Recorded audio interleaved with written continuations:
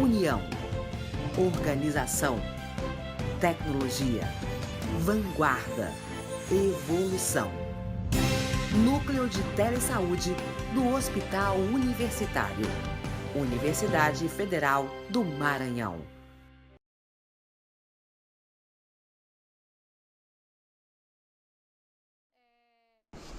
Eu preparei, na verdade, uma fala aqui muito no sentido da gente relembrar alguns conceitos, né? É sempre interessante que a gente relembre conceitos, mas também que a gente compreenda como se dá a democracia hoje, o que é que nós entendemos como democracia contemporânea, né? Quais são as principais demandas e os principais espaços, principalmente, o nosso papel enquanto cidadãos e cidadãs. É de extrema importância que nós compreendamos isso, porque para que a gente possa passar a compreender a democracia mais no campo substancial, muito mais do que formal. Então, nós vamos falar primeiro da nossa compreensão contemporânea de democracia, né? Para nós entendermos o que se pensa hoje sobre democracia, nós precisamos fazer certamente um passeio aí pela história, mas de forma muito sucinta. Não é nosso objetivo aqui discutir a democracia do ponto de vista histórico, mas é necessário a gente revisitar alguns conceitos, né? De forma bastante simples e resumida. Nós vamos falar também da construção da democracia e da cidadania no Brasil, né? Vocês vão perceber que ao longo da nossa fala nós vamos tratar de democracia e cidadania sempre uma ao lado da outra, né? Porque elas estão sempre juntas. E no terceiro momento nós vamos falar sobre os espaços de atuação, mas articulando com a ideia de direitos sociais e de controle social no Brasil hoje. Então, é interessante que a gente possa ter a compreensão aí do que nós estamos propondo para a reflexão, né? Para a gente acompanhar o nosso raciocínio, né? Então, qual é a compreensão contemporânea de democracia e de cidadania, de onde que ela surge, né?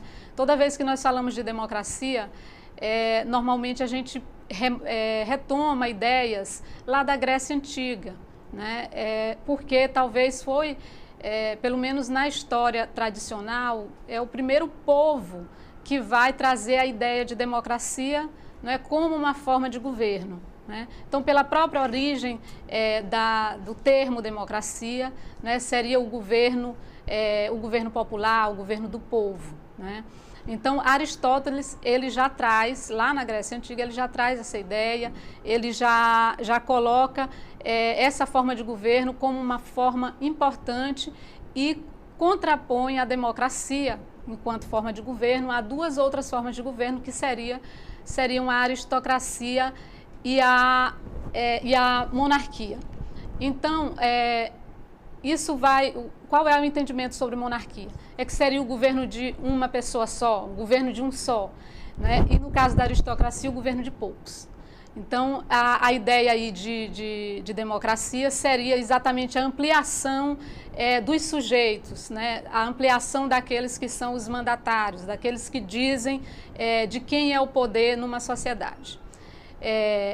Isso aí num primeiro momento na Grécia, né? Lá nós vamos ter, de lá também que vem, exatamente por isso, vem a ideia da soberania popular. Claro que tem outras tradições que também vão trazer a ideia de democracia, né, com outro viés, né, mas nós vamos aqui trabalhar a partir dessa compreensão. Então, outra questão que é importante pontuar é que a democracia grega, ela continha uma ideia de cidadania, que é uma cidadania excludente. Isso é muito importante para nós compreendermos a ideia de cidadania hoje. Hoje nós precisamos compreender a cidadania de uma forma muito mais ampla, de uma forma não excludente. Mas a cidadania na Grécia era a cidadania excludente. Ela excluía escravos, ela excluía mulheres, né, e outros grupos, porque era entendido apenas como cidadãos, um certo grupo de pessoas eram entendidos como cidadãos. Então, para os gregos antigos, era absolutamente normal, compreensível, que só participassem da política, das decisões da cidade, aqueles que eram considerados cidadãos. E eles faziam essa classificação na sociedade.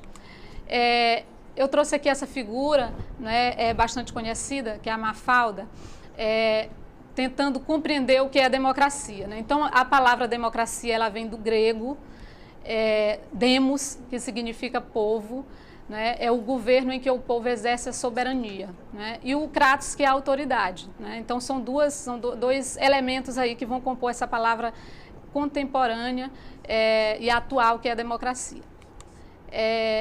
Ainda dentro da nossa compreensão contemporânea de democracia, nós então vamos pensar um pouco, refletir um pouco sobre a tradição europeia, né? É interessante perceber que para os romanos, eles têm a ideia de democracia, mas eles vão pensar a partir do conceito de república, a partir do conceito de coisa pública. Então, para os romanos, a ideia é mais ou menos, a república para os romanos é mais ou menos a mesma ideia, ou pelo menos muito aproximada da ideia de democracia para os gregos. A cidadania também, na Europa antiga e na Europa medieval, ela também é uma cidadania excludente, né? Quando nós falamos de cidadania, nós estamos falando do acesso aos direitos, né? Daqueles que são sujeitos de direitos, quais direitos nós podemos, nos são assegurados. Então, nesse momento também, e nesse espaço territorial da Europa, nós temos aí uma compreensão também excludente. Então, os bárbaros eram excluídos da república ou da democracia, eles não podiam participar, né? Eram considerados bárbaros exatamente os estrangeiros, né? O diferente, o outro, né? O bárbaro é o outro lá na Europa. Então, eles eram excluídos do conceito de cidadania, assim como as mulheres, assim como os escravos, entre outros grupos.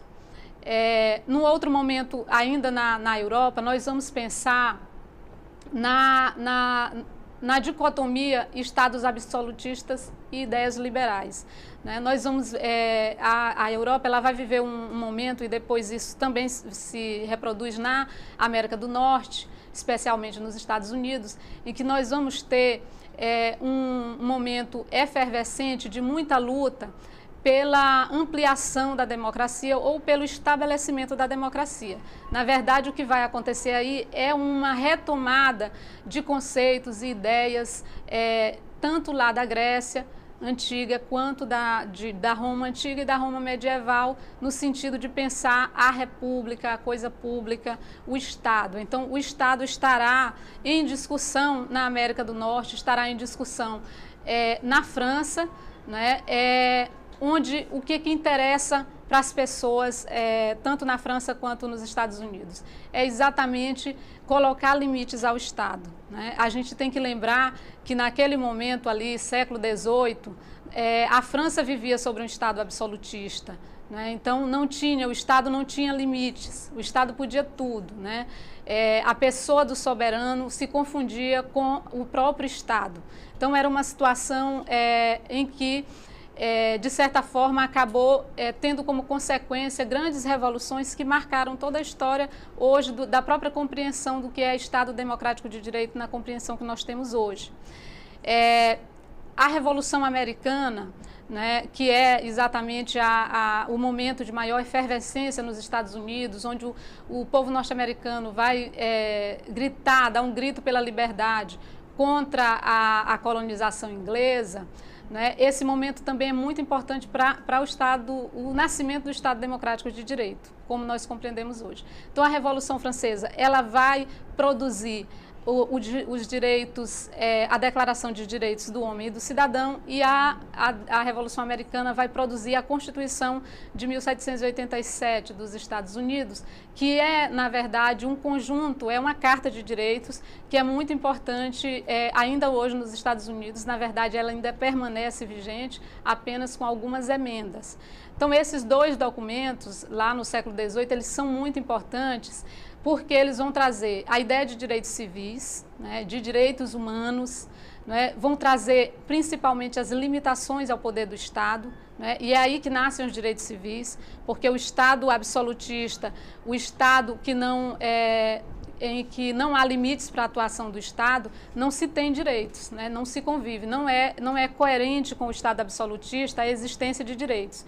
Então, o que você tem são classes, né, que são os nobres, né, os plebeus, e são aqueles que têm todos os direitos e os que não têm nenhum direito. Então, esse processo de revolução do século XVIII é um processo também de construção dessas declarações, da própria concepção de direitos humanos e de direitos em geral. Um aspecto importante aqui em relação à cidadania é que, nesse momento, a cidadania ela tem uma concepção mais ampla, embora ela não inclua todos os sujeitos, né, presentes nessas sociedades, tanto no caso da França quanto no caso dos Estados Unidos. Mas há uma ampliação do conceito e do entendimento de cidadania.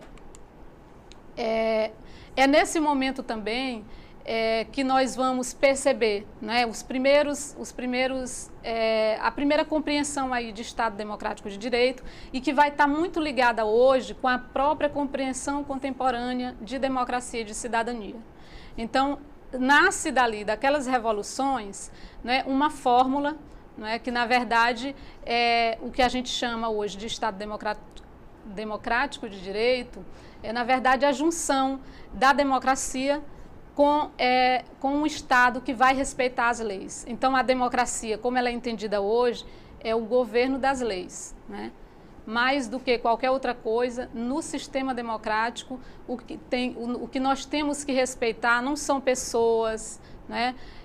Nós precisamos respeitar as pessoas, por quê? Porque assim a lei determina. Então, essa é a compreensão de Estado democrático de direito que nasce na modernidade e que permanece hoje, com algumas mudanças, com algumas transformações que são normais na vida social. Então, nós vamos ter hoje, na nossa compreensão de Estado democrático de direito e, portanto, na nossa compreensão contemporânea de democracia e de cidadania, nós vamos ter um Estado que é limitado pelas leis. Então, o governante ele não pode fazer o que dá na cabeça, ele tem que cumprir a lei. Ele cumpre a lei e faz com que as outras pessoas, os cidadãos, cumpram também a lei. Nesse Estado democrático de direito, nós vamos ter a ideia dos direitos civis, políticos e sociais. Nós vimos que lá na Revolução Francesa e na Revolução Americana, nós já tínhamos a ideia de direitos civis, né? Depois a ideia de direitos políticos, mas contemporaneamente a grande marca talvez desse Estado democrático contemporâneo é exatamente a presença dos direitos sociais. É a manutenção dos direitos civis. Quais são os direitos civis? São os direitos individuais, aqueles direitos que eu tenho, eu enquanto cidadão, eu detenho diante do Estado.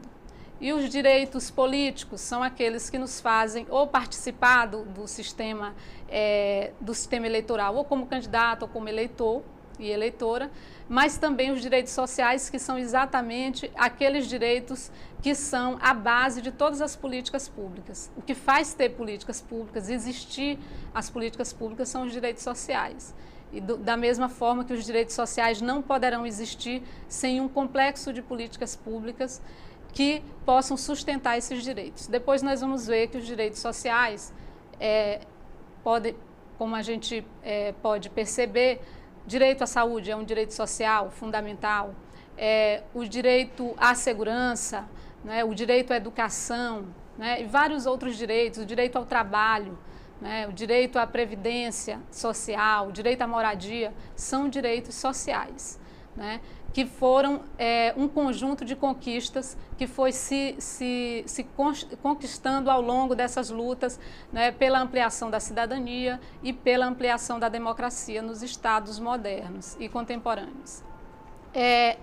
Outro documento também que é muito importante é a Declaração Universal dos Direitos Humanos. Aí nós já estamos no século XX, né, no pós-Segunda Guerra Mundial, e nós vamos ter aí várias crises, principalmente na Europa, mas também que atingem outros países na América Latina e na América do Norte também, e pelos problemas que aconteceram durante a Segunda Guerra Mundial, pelo problema, principalmente em relação ao povo judeu, muitos países se reuniram e tomaram como decisão assinar esse documento, que seria o grande documento norteador dos direitos atualmente. Então, a Declaração Universal dos Direitos Humanos de 1948, ela, na verdade, ela vai consolidar uma série de direitos, né, que já vinham sendo conquistados, que já eram válidos em alguns países e em outros não, e essa declaração ela vai colocar isso como princípio, né? A universalização dos direitos, a indivisibilidade dos direitos, né? Então, essa relação que há entre os direitos civis, os direitos políticos e os direitos sociais. Então, a declaração ela coloca os direitos humanos, né, como um complexo de direitos mesmo, que são indivisíveis e que um não vive sem o outro. Outro conceito interessante para a nossa reflexão é o conceito de democracia formal e democracia substancial. São dois conceitos, né? Diariamente nós convivemos muito com a ideia da democracia formal. O que é a democracia formal? É aquela democracia que existe na lei, mas que nós não temos acesso a ela no nosso dia a dia. A democracia substancial é aquela que é real, que é efetiva, é quando nós participamos efetivamente. Então elas têm que estar juntas, exatamente porque a democracia entendida hoje é aquela democracia que ela se estabelece nas leis, nas instituições e também na vida das pessoas, né? Então, as pessoas elas participam diariamente ou não, né? Então, quando nós temos a participação efetiva e ativa do cidadão, nós estamos convivendo com a democracia no sentido substancial e no sentido ativo. Quando nós estamos num estado ou num momento em que nós temos leis que garantam a participação, mas, por outro lado, nós não temos isso na prática, nós estamos vivendo numa democracia meramente formal.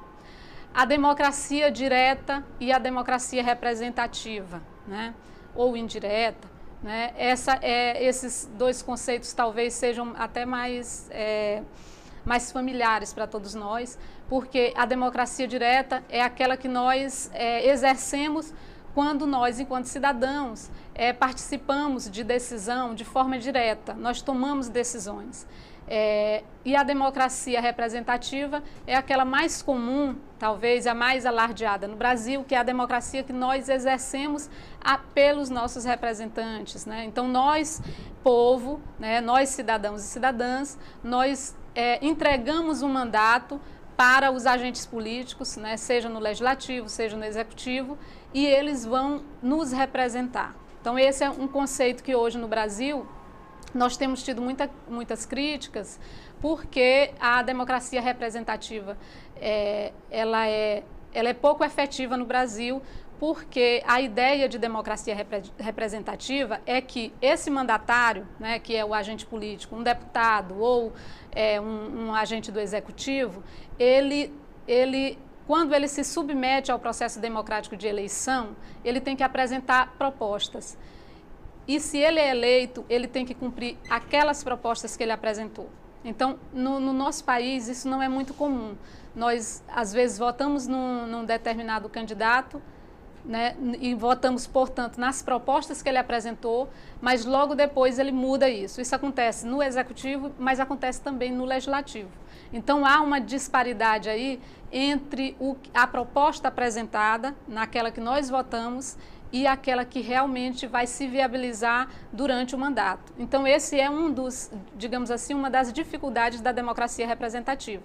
E ela necessita que, a todo tempo, ela esteja convivendo com a democracia direta, que é exatamente para haver um equilíbrio entre a democracia direta e a democracia representativa. Ou seja, nós, cidadãos e cidadãs, não podemos abrir mão do nosso espaço, dos nossos espaços de participação, né? Aqueles momentos em que nós tomamos decisão, nós temos que estar presentes, ativos, para que nós possamos equilibrar com a ideia da democracia representativa. Na contemporaneidade também, a ideia de ampliação da cidadania e da existência de uma democracia, de uma cidadania ativa, né? Que é exatamente isso que eu coloco. É quando nós participamos, né? Nós decidimos por nós mesmos, não precisamos ou não vamos entregar nas mãos dos nossos representantes as nossas próprias decisões. Então, tem vários mecanismos no Brasil de democracia, de cidadania ativa, de cidadania participativa, que a gente precisa conhecer e precisa também fortalecer. E para falar desse momento, né, do que nós vivemos hoje no Brasil, e fazer um link aí com a nossa história, né, de Constituição, nossa história de democracia, nós precisamos então conhecer um pouco como a história das constituições no Brasil. Por que é interessante conhecer? Porque as constituições, como o próprio nome diz, elas são a constituição do país, né, no sentido de formação do país, de um Estado, né? Então, se eu tenho uma constituição cidadã, né, a ideia é de um Estado cidadão. Mas se eu tenho uma constituição autoritária, a ideia é de um Estado autoritário. Então, a nossa história constitucional, ela nos esclarece bastante sobre isso. No Brasil, até hoje, nós tivemos 8 constituições, né? E delas, 4 são constituições autoritárias. É o que nós chamamos também, que se estuda em história, que são as constituições outorgadas, né? E 4 delas, constituições promulgadas, que são constituições democráticas. Então, nós podemos lembrar da Constituição Imperial de 1824, né? Pelo próprio momento, a gente vai entender que não era uma democracia, nós vivíamos um império, né? Todos nós conhecemos essa história. Então, a Constituição Imperial, ela era uma Constituição, além de autoritária, ela era uma Constituição absolutamente distante da realidade do nosso país. Uma espécie de cópia das constituições que já existiam em outros países da Europa. Essa Constituição ela vai ser substituída em 1891 por uma Constituição promulgada, uma Constituição já com a ideia de democracia e de participação, que é a de 1891, que já é na nossa República, né? Nós temos também a Constituição de 34, 37 e 46. Né? Essas 3 constituições, elas são muito importantes porque lá nasce o que nós chamamos de matriz social do Estado brasileiro, né? Ou seja, a compreensão de direitos sociais, como é visto hoje no Brasil, como nós temos hoje no Brasil, ela nasce aí em 34, 37 e depois em 46. Sendo que a de 37... né, é bom nós lembrarmos que ela é uma Constituição autoritária, que é a Constituição do Estado Novo, né? Então, é o Estado autoritário. Nós temos então as constituições militares, para alguns seria só uma, né, mas outros autores pensam como 2 constituições, a de 67 e a de 69, porque naquele momento na história do Brasil, que era o momento do período militar, na verdade, a legislação ela funcionava muito mais a partir de atos institucionais, mas eram atos institucionais com tanta força que eles, na verdade, faziam toda uma mudança na concepção de Estado e de sociedade e eram feitos de forma autoritária. Então, essas 2 constituições, tanto a de 67 quanto a de 69, são constituições autoritárias, né? Constituições de governos autoritários. Depois nós vamos ter a atual Constituição, que é a Constituição Cidadã, que é a Constituição de 1988, que é uma Constituição, obviamente, democrática, popular. Essa Constituição, ela nasceu de todo um processo de lutas sociais no Brasil, né? Então, para a gente compreender a Constituição de 88, nós precisamos compreender que nós temos aí uma série de movimentos sociais lutando, né, pelo fim da ditadura militar no Brasil, né? Lutando pelo reconhecimento dos grupos sociais em situação de vulnerabilidade, ou que nós também chamamos de minorias, né? Então, até então no Brasil, nós temos um Estado que ele não reconhece as diferenças, as diversidades. O Estado brasileiro, até a Constituição de 88, não existia do ponto de vista da legislação e da sua organização enquanto Estado o reconhecimento desses grupos. Então, é a partir de 1988 que nós vamos ter uma Constituição que ela vai ampliar a cidadania, ela vai trazer um amplo rol de direitos, ela vai reconhecer os grupos minoritários, que a gente sabe que na verdade não são minoritários, são grupos que por situações históricas estão numa situação de vulnerabilidade, e ela vai ampliar cada vez mais a cidadania participativa, né? Seja a partir de referendo, seja a partir de plebiscito, seja a partir da participação nos conselhos, nas conferências. Então, a Constituição de 1988, ela traz uma concepção ampla de cidadania e, portanto, de democracia. O foco, talvez o grande diferencial da Constituição de 88, né, que é a nossa Constituição atual, seja os direitos sociais, né? Por que os direitos sociais? Por que eles são fundamentais na nossa Constituição?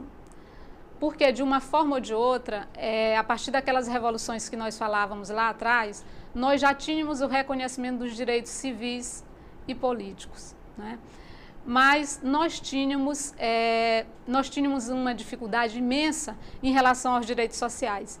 E a Constituição de 88 é exatamente essa Constituição que vai trazer, de certa forma, a palavra final em relação aos direitos sociais, no sentido de reconhecimento. Mas aí nós vamos começar uma outra luta, que é exatamente pela efetivação dos direitos sociais, que é onde nós vamos também compreender a importância da participação. Porque nós temos direitos sociais que, sem as políticas públicas, eles não podem existir, né? Nós podemos imaginar, por exemplo, o direito social à saúde, né? Nós temos direito social à saúde, a nossa Constituição, ela reconhece esse direito, ela nos assegura, mas se nós não tivermos um conjunto de políticas públicas, né, que venha estabelecer esse direito, que venha assegurar esse direito com todas as especificidades que os cidadãos e cidadãs precisam, nós então não temos direito à saúde de verdade, efetivamente nós não temos. Então hoje a nossa luta no Brasil não é somente pelo reconhecimento dos direitos sociais, é pela efetivação desses direitos. Então, e tem 3 direitos sociais no Brasil que são muito importantes, né? Mas nós temos também o direito ao trabalho, o direito à moradia. Mas hoje, pelo momento histórico que nós vivemos, saúde, educação e segurança têm estado na pauta do dia, né? Mas junto com esses direitos, nós temos outros direitos que são considerados sociais e todos eles dependem de políticas públicas. Talvez aí a maior diferença seja em relação ao direito à moradia, que historicamente no Brasil nós não tínhamos políticas públicas voltadas para a moradia. Então esse direito ele não era compreendido como um direito social, porque todo direito social ele exige para o seu exercício, para a sua efetividade, uma política pública específica. Então a gente imagina que o direito à moradia, cada um se vira e faz a sua casa e está garantido o direito à moradia. Mas quando nós vivemos em grandes cidades, quando nós temos problemas estruturais numa sociedade, nós vamos compreender que se nós não tivermos uma política pública de moradia, esse direito não vai se efetivar, né? Então é mais um exemplo de direito social que eu trago para vocês. Assegurar a igualdade e reconhecer as diferenças é uma das grandes questões da nossa sociedade.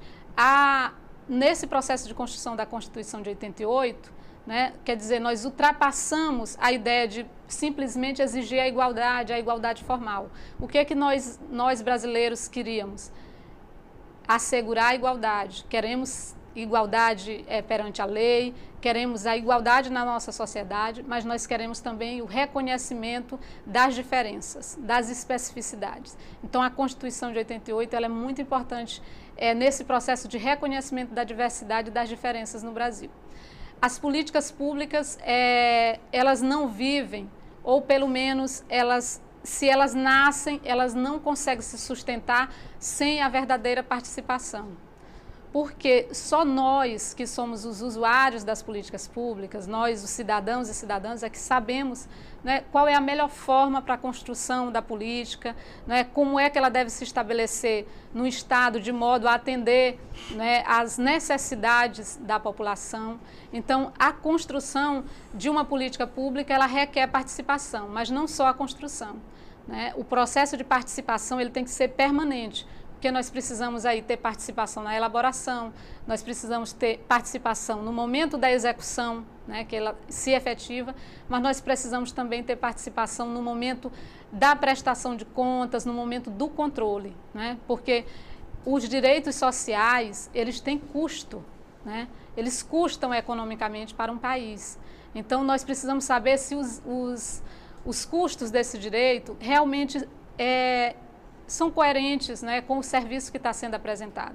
E a sociedade tem um papel muito importante, tanto no acompanhamento da elaboração, da execução e do controle, como também, de um modo geral, em dar uma olhada mais específica para a gestão responsável, né? A gestão pública responsável, ter o cuidado desde o primeiro momento que a política pública nasce, né? Participar lá, pensar a política pública, como é que ela vai se estabelecer, mas também fazer esse acompanhamento. E como é que a gente faz, né, esse acompanhamento, como é que isso se materializa na nossa vida, né? Nós já votamos, né? Nós já temos os nossos representantes, mas então a nossa forma de participação direta, como é que ela se dá, né?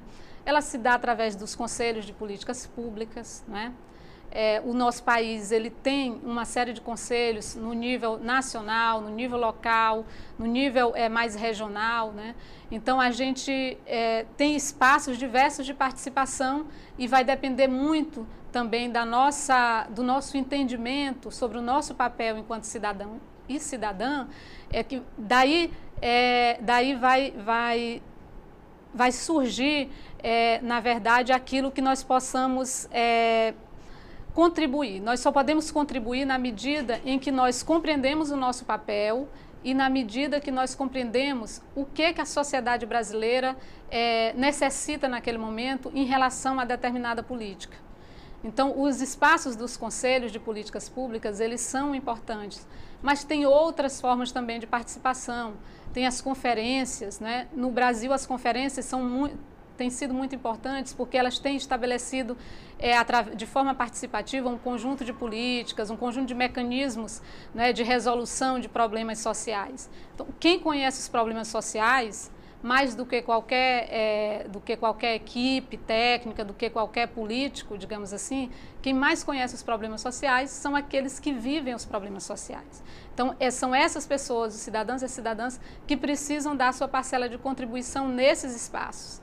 Então, nós temos também as ouvidorias, né? O sistema de ouvidorias dos serviços públicos é um espaço também importante de participação, de atuação, porque nós podemos fazer o controle dos serviços públicos a partir dessas ouvidorias, informar o que nós estamos vendo, que serviço que nós estamos recebendo, né? Isso é relevante para a construção e para a qualificação dos serviços públicos, né? Nós temos outras formas de participação, como, por exemplo, a ação popular, que é uma ação constitucional que qualquer cidadão pode questionar judicialmente, né, situações em que ele entenda que fere a lei, que fere a legislação. Então, essa também é uma ação importante que é assegurada na nossa Constituição. Talvez não tanto conhecida quanto deveria, né? Cada vez mais nós precisamos acionar os espaços de controle, buscar, né, saber e construir também outros espaços. E nesse sentido, né, nós temos outros conselhos, por exemplo, que não são conselhos de uma política pública, mas são conselhos, são comitês que vão analisar problemas que dependem de vários elementos para sua resolução. Por exemplo, comitês que trabalham com diversas políticas públicas, grupos de trabalhos interinstitucionais, né, que fazem com que a população também participe, não se restringe somente à participação dos agentes públicos, né, mas também dos cidadãos, né, como forma de uma elaboração mais efetiva das políticas, né, e mais próxima dos cidadãos e das cidadãs. Eu colocaria aqui como desafio, né, exatamente para essas construções que nós estamos falando aqui de espaço de atuação, de controle social, de uma forma bem simples e resumida, né, eu colocaria que hoje no Brasil nós estamos passando por um momento de desmonte das políticas públicas, exatamente essas que foram estabelecidas na Constituição de 88.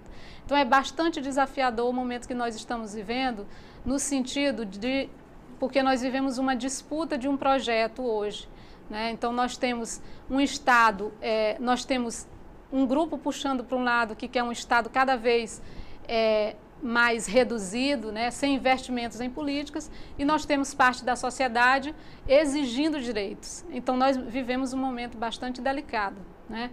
A exemplo disso, nós temos a PEC dos gastos públicos, né, que foi aprovada pelo nosso Congresso e que estabelece teto, né, para gastos com as políticas com as políticas sociais, com as políticas públicas. Então, merece a nossa atenção enquanto cidadãos e cidadãs, não é? Esse detalhe aí dessa disputa, do desmonte das políticas públicas.